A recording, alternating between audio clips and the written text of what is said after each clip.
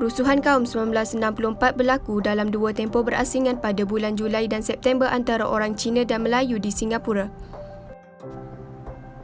Sewaktu itu, Singapura masih lagi di bawah pemerintahan Malaysia. Pada 21 Julai 1964 petang, kira-kira 20,000 orang Melayu yang mewakili organisasi Islam yang berlainan di Singapura telah berkumpul untuk perarakan untuk memulakan sambutan ulang tahun kelahiran Nabi Muhammad. Perarakan bermula di Padang dan dirancang untuk berakhir di Ibu Pejabat Jamiah yang terletak di lorong 12 kawasan Gelang.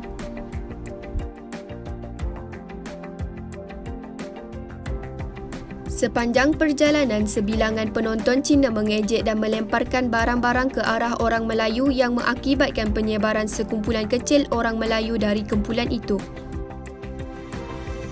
Ketika polis melangkah ke depan untuk meminta orang Melayu bergabung kembali dalam perarakan, mereka diserang oleh orang Melayu mengakibatkan bermulanya rusuhan yang berlaku sekitar jam 5 petang. Rusuhan itu menyaksikan kerosakan serius terhadap harta benda persendirian, kehilangan nyawa dan kecederaan yang dialami oleh warga citizen.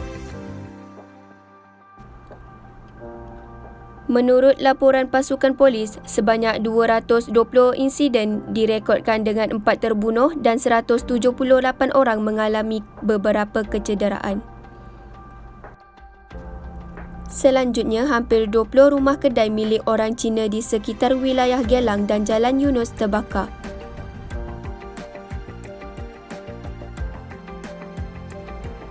Perintah berkurung dicabut pada pukul 6 pagi pada 22 Julai 1964.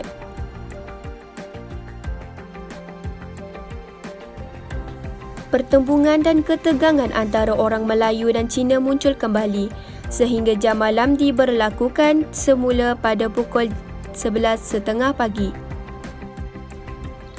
Pemimpin politik Malaysia dan Singapura Tunku Abdul Rahman dan Lee Kuan Yew masing-masing mengetuai siaran radio nasional dan menekankan perlunya menjaga keamanan dan keharmonian antara pelbagai kaum dan agama.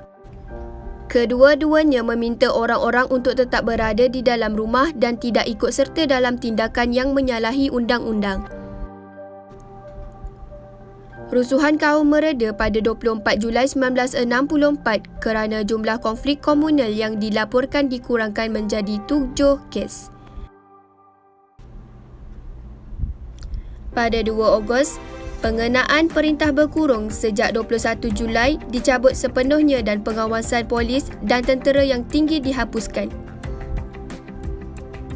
Selepas rusuhan Julai, tempoh ketenangan relatif dipecahkan oleh rusuhan lain pada 2 September 1964.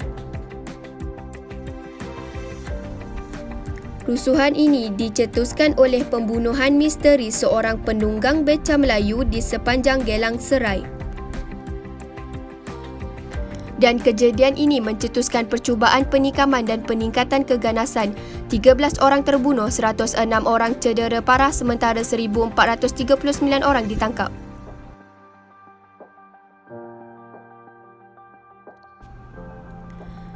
Kejadian ini bermula apabila berlaku pergaduhan di antara seorang Cina dan seorang pemuda Melayu di Sungai Pinang pada 1 Mei 1950. Perbalahan ini telah merebak menjadi dendam antara orang Melayu dan orang Cina.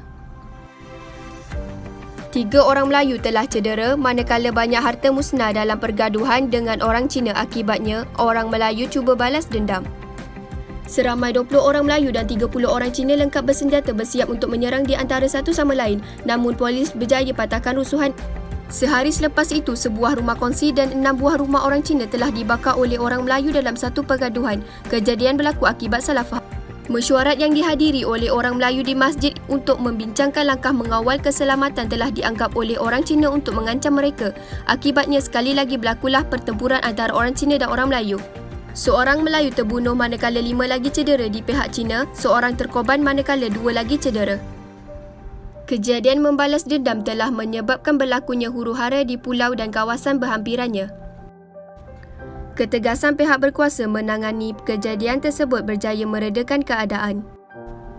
Perintah berkurung telah diisytiharkan pada 3 Mei 1959 di Pulau Pangkor. Beberapa orang yang disyaki sebagai dalang rusuhan kaum itu telah ditangkap. Sebuah jawatan kuasa muhibah telah dibentuk manakala pihak polis telah memperhebatkan kawalan.